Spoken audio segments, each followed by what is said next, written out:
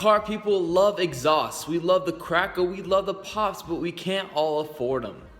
Now today I'm going to show you how to get it with just your stock exhaust. Let's do it.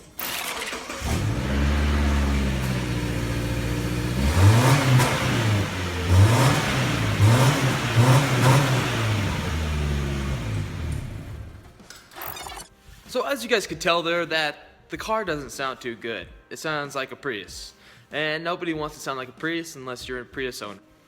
So one thing I failed to mention is that once you get your bolts out of your pipe, they're going to be a little rusty. You know, that's just what happens when you get a car. When you get water under there, it gets a little rusty. So I'm going to show you the little rust.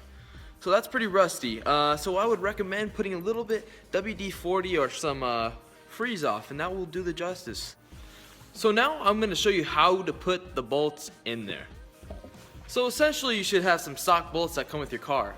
Here's the bolt, here's the one that goes on the outside, and here is your spacer. Now this is a big spacer. You know, depending on how small you go, that's just how much sound you're going to get. So I chose the biggest bolt I could find at Home Depot for a spacer. Yeah, you can get a little bit creative and make your own. But I wanted something that I know will sound good, not be too loud, but have a good rumble to it. So what you're going to do is you're going to put the bolt in just slightly, leave it hanging. And just be aware I'm doing this with one hand while filming with the other.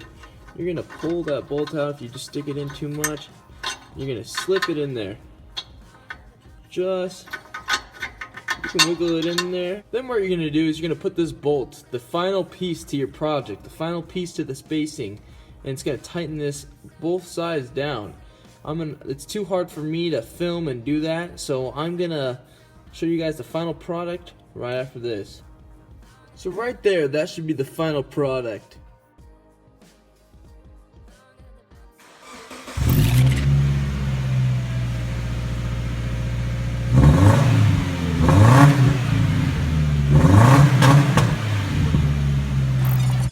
Let me just tell you that sound quality doesn't do it justice. The before and after video, completely different cars. Also, depending on what state you live in, gapping your exhaust may be illegal. My recommendation is if you're wanting a new exhaust on your car, drive gap for a while. It really does sound pretty good.